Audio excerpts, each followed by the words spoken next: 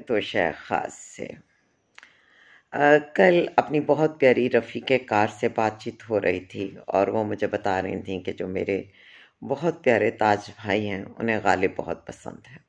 Show में किस्मत के गालिब को मुझे बहुत कम पढ़ने का मौका मिला और उससे भी कम पढ़ाने का मौका मिला। और कम पढ़ना ऐसा नहीं है, मैंने नुस्खा हमीदिया भी पढ़ा, गालिब के बारे में बहुत पढ़ा, गालिब के मखतूतात को पढ़ा, तारीख़ में उनके मतलब जो है उसको भी पढ़ने की कोशिश की, लेकिन गालिब को और इकबाल को पढ़ाना जुए शीर लाना है। हम जैसे बिल्कुल सतही और इब्तदाई नौयत की ज़बान बोलने और समझने वाले लोग इस कदर बुलंद पाया लोगों के कलाम को पढ़ने और समझने की बुनियादी हिस्से महरूम हैं। वैसे भी कहा जाता है कि गालिब की शायरी जो है वो मतालिब और मायनी का समंदर है, लेकिन कई दफ़ा उन पर तनकीद करने वाले कहते हैं कि उनका कलाम जो है उसमें जो ज़ख़ीरा अल्फाज है वो इस तरह का होता है कि जब तक किसी को ज़बान पर मुकम्मल अबूर ना हो वो उसका लुत्फ़ नहीं उठा सकता। जैसे गालिब का एक मशहूर शेर, मस्जिद के ज़ेरे साया एक घर बना लिया है, ये बंदा एक कमीना हम साया एक खुदा है। अब मस्जिद खुदा का घर है, इस थॉट को भी एक मुस्लिम बैकग्राउंड रखने वाला बंदा बेहतर समझ सकता है। और हमसायगी जो है उसको वो किस तनाजुर में बयान कर रहे हैं, ये भी एक इन डेप्थ सोचने का।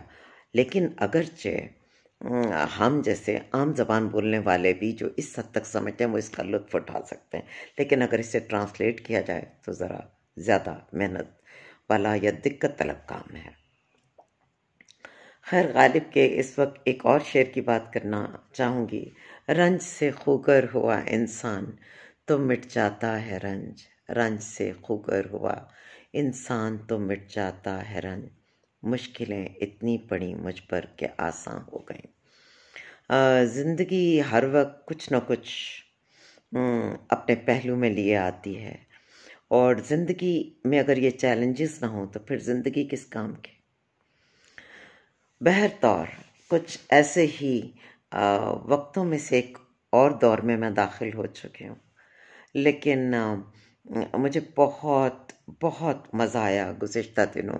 हमारी बहुत प्यारी नेबर, बहुत ही प्यारी नेबर, बहुत ही उम्दा खातून अपनी बेटी समेत आई, और वो बच्चे बहुत ब्रिलियंट हैं और ज़िंदगी उन्होंने काटी है, ज़िंदगी उन्होंने जी है और ज़िंदगी को बरता है। सो उनके पास जो डेप्थ है वो शायद मेरे में ना हो, अगर से मुझे लगता है कि कुछ ना कुछ ज़िंदगी मैंने भी बरती है। सो मैं उनके उस दुख को, तकलीफ़ को और उसके नतीजे में जो उनकी लर्निंग हुई है उससे कमा हक का फ़ायदा उठा सकती हूँ। हमारी जो नेबर हैं वो बहुत नौजवान बेवा थी, उनके शौहर का कैंसर से इंतकाल हुआ था, 2 बेटियां और 1 बेटा, उन्होंने तन्हा परवरिश किया, और इस कदर हसीन बच्चे के नज़र खीरा हो जाए, इतनी प्यारी बेटियां और क्या ही हैंडसम बेटा है। हज़ारों में नहीं, बाआसानी आप कह सकते हैं लाखों में एक, कि आप एक बार देखें और मुड़ के देखना चाहें। और वो बुज़ुर्ग थोड़ी हो गई हैं लेकिन अभी भी कमाल खूबसूरत है। तो बहरहाल उनकी प्रिटी डॉल जो है टीना वो उनके साथ थी, और उन्होंने अपने जवान भाई को तवील अलालत के बाद 2021 में खोया। और मुझे याद है कि हमारे नेबरहुड में ऐसा लगता था कि क़यामत से पहले क़यामत आ गई है। इस कदर खुश शक्ल, इस कदर खुश शतवार, खुश गलू, इस कदर खुश लिबास शानदार नौजवान की मौत और उसके घर के लिए जो वो लॉस था, अल्लाह उस शहजादे को बहिश्ते बरी में अपनी सभी नेमतों से नवाजे, उसके घर वालों को सब्र दे। लेकिन टीना बहुत सब्र में थी, तो अपने भाई की यादें, ज़िंदगी के इन तजर्बात से जो उसने सीखा वो सब शेयर कर रही थी। तो उसने मुझे कुछ बहुत खूबसूरत बातें की, जो मैं ये मेरे लिए तो यकीनन वो बहुत ही ज़्यादा समझने वाली चीज़ थी, और मैंने बड़ी तवज्जो से सुना। कई दफ़ा हम अपने बच्चों से, अपने छोटों से सीखते हैं, तो मैंने उस प्यारी सी बेटी से जो सुना दिल से सुना और उसे अपनी सीख का हिस्सा भी बनाया। तो हमारी लाडली टीना ने एक बात बहुत ज़बरदस्त की। उसने कहा, आंटी खुद को सपुर्दे इलाही करते हैं। हर वक्त ये हमें कहना चाहिए कि अल्लाह हम तेरी रज़ा पर राज़ी हैं, और ये नहीं कि सिर्फ कहें, अपने दिल से इस कैफियत के साथ खुद को जोड़ लें हम वक्त। और उसकी रीज़न उसने बहुत प्यारी दी। उसने कहा, जब हम कहेंगे सब कुछ तेरी रज़ा के मुताबिक हम करने के ख्वाहिशमंद हैं, हम अल्लाह ताला आपकी रज़ा पर राज़ी हैं, तो फिर कुछ बुरा होगा तो हम अपने रब से मुकालमा कर सकेंगे कि अल्लाह पाक आप हमें ना सज़ावर ठहराइए, हम तो आपकी रज़ा पे राज़ी थे, जो फैसले आपने किए हमने तो उसके आगे सर नहीं गूंगा किया। तो इस पे यकीनन हम बड़ी मजबूत कह लीजिए कि एक हम मजबूत पोजीशन पर होंगे। दूसरा उसने कहा कि हमें हमेशा नातमा इंसानों को डर लगा रहता है ना कि अल्लाह के आगे हम जवाब दें, तो ऐसा नहीं है। अल्लाह भी अपनी पूरी शान पूरी मोहब्बत के साथ अपने बंदों के साथ उस मुकालमे का सामना करेगा। तो उस दिन हमें ज़्यादा शर्मिंदा नहीं होना पड़ेगा अगर हम सब कुछ उसके सपोर्ट कर देंगे, उसकी रज़ा में राज़ी रहना सीख लेंगे। फिर मुझे उस बच्ची ने कहा कि मौत क्या है, इसका दुख क्यों पाले। ज़रूरी नहीं कि वो मौत जो हमें जुदाई का सदमा दे के जाएगी वो जाने वाले के लिए सज़ा हो सकता है वो मौत उसके लिए शिफा हो, उसके लिए अल्लाह की रज़ा हो, उसके लिए ज़िंदगी के जहन्नम से बचने का एक राह हो। सो मौत की इस डायनामिक को भी समझें कि ये ज़िंदगी के लिए कितना ज़रूरी है। फिर उसने कहा कि सिर्फ जाने वालों को जाने नहीं देना चाहिए, यानी कि जब वो जाएं तो उनको इज्जत से भेजना, उनके लिए जाने का सफ़र आसान करना ही हमारी रिस्पॉन्सिबिलिटी नहीं, बल्कि ज़िंदगी में हम चाहें या ना चाहें जो आ रहे हैं उनको वेलकम करना भी हमारी जिम्मेदारी है। यानी कि जो जा रहा है उसे खुश दिली से, एहतराम से, मोहब्बत से, बहुत ही एहतियात से, खुश दिली से रुखसत कीजिए, और जो आ रहा है उसे पूरी चाहत से, गैर जानिबदार रहते हुए, दिल में कोई शक और वहम लाए बगैर खुश आमदीद कहिए। टीना ने और भी बहुत सी बातें की। उसकी बातों का मेरे दिल पर बराह रास्त बहुत गहरा असर हो रहा था, और उसकी वजह ये थी कि टीना ने ज़िंदगी को परता था। मेरे उस बच्चे ने अपने बचपन को बग़ैर बाप के, और जब भाई की सख्त ज़रूरत थी उस भाई को जाते देखा था। सो जो ज़िंदगी हमसे ज़्यादा बरत के आया, हो सकता है तबई उम्र में वो हमसे बहुत छोटा हो, लेकिन चूँकि उसकी स्पिरिचुअल जो एज है वह हमसे बहुत ज़्यादा हो चुकी होती है, इसलिए उसका तजर्बा, उसका मुशाहिदा, उसके अल्फाज दिल से निकलते हैं तो सीधा हमारे दिल पर असर करते हैं। तो मैंने अपनी उस प्रिटी सी बेटी से ये भी सीखा। उस दिन उसने ढेरों ढेर बातें की जो हील कर रही थी मुझे, जो मेरे सोच को पॉजिटिव बना रही थी। उसने कहा, ये उम्रों का भी क्या रोना है, देखिए ना, सबको खुदा ने ज़िंदगी दी है, सो उसका पैगाम किसको किस उम्र में आता है, वो अपनी किस शय को किस नंबर पर बुलाना चाहता है, तो इससे भी आज़ाद हो जाना चाहिए। हम क्यों ये सोचते हैं कि कोई चला जाएगा तो ज़िंदगी रुक जाएगी। ज़िंदगी नहीं रुकेगी, ज़िंदगी बहर तौर चलती रहेगी, और यकीन कीजिए जो जाएगा उसके लिए भी उसमें खैर होगी, और अगर हम उसकी रज़ा पर राज़ी हैं तो उसकी कंपनसेशन हमारे लिए भी होगी।